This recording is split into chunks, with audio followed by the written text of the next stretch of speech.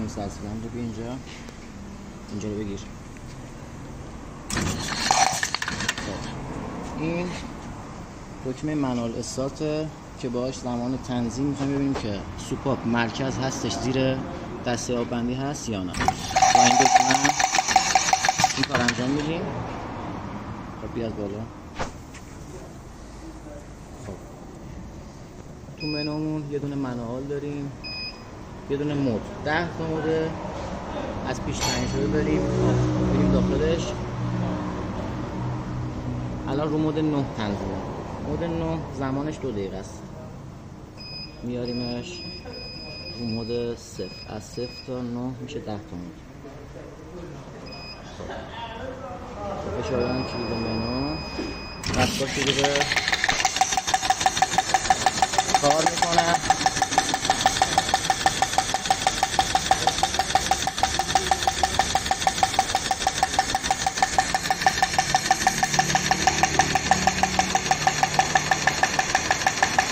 تو مود 0 اولوش 30 ثانیه دستگاه با این سرعت نمنم آب بندی رو انجام میده. بعد از 30 ثانیه به مدت 10 ثانیه الی 15 ثانیه یه مقدار دور رو میبره بالا برای انداختن خط آب بندی.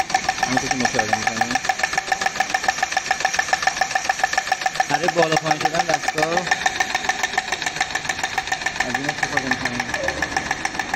میز زاویه از اینجا مرکز شدنه. ترتیباً دسته آب بندیمون ببین الان بوق زد. یعنی چی؟ فرصت میده که شما سوپاپ رو سرسیلن رو جاش عوض کنید با دکمه منوال. اوکیه.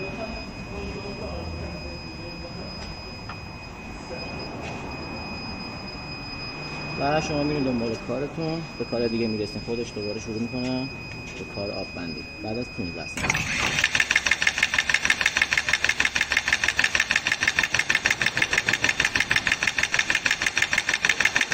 بغیر از این 10 تا مود پیش‌فرض که دسته تعیین شده و دفترچه رو هم میگم، مثال میگم مود 1 یا مود 0 مناسب سرسیلندر پژوه. با توجه به قطر سوپاپ تعداد دوران رو تعیین میکنم. به غیر از اون یه دونه منوال هم داره که شما به صورت دستی و پیش‌فرض تعیین میکنید. این قسمت مود از 30 ثانیه تا 2 دقیقه هست سوپاپ آب بندی میکنه. ولی تو قسمت منوال دست خودتونه.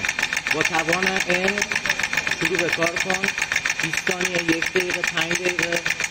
یکی تو سعی نمیزنی آقا 5 دقیقه کار کن با دور آروم. و فاصله زمانی مثلا از هر سوپاپ تا اون سوپاپ دیگه دل تایمش باشه 20 ثانیه، 1 دقیقه، هر چقدر. میاریم اینجا. مرکزیت درسته.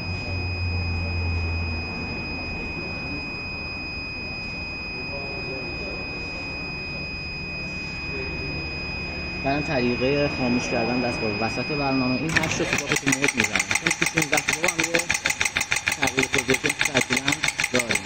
برای قطع کردن دستگاه استوب قطع شده. مدت چند ثانیه نگه می‌داریم. دستگاه به صورت اتوماتیک قطع میشه.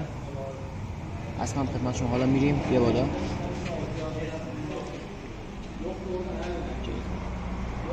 خب این قسمت منوال کاری نداریم. مود خدمت شما هم میریم.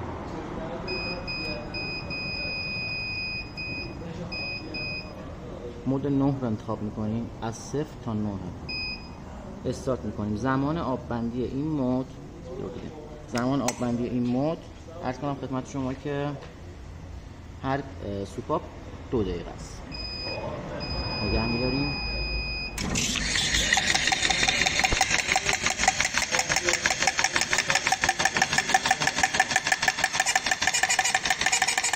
البته اینو قبلا زدیم. الان صدای روان کنباده‌ای که دیگه تموم شده میگید.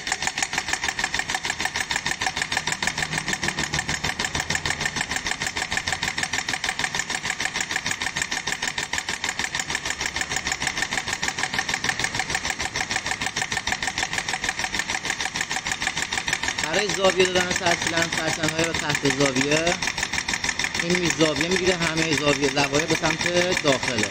سرسیلن‌های پژو میفته این داخل این قسمت. سرسیلن‌های تخت میفته روی این پایه ها و سرشیدنده های تحت زاویه این دوتا پایه نزدیک هم میشن و این به این حالت میفته تا زمانی که ما میز رو شیب میدیم سرشیدن تکه کنه به این و شما روی این سرش بدیم نیفته پایین و دوباره مرکز کردنش با همین پیچه اینو شل کنید یه دونه به چرخه این ور مرکزش رو کوچیکار مرکزش رو پیدا میکنه یه بار تنظیم میشه بقیه حرکت تشکیل همه توی یک بار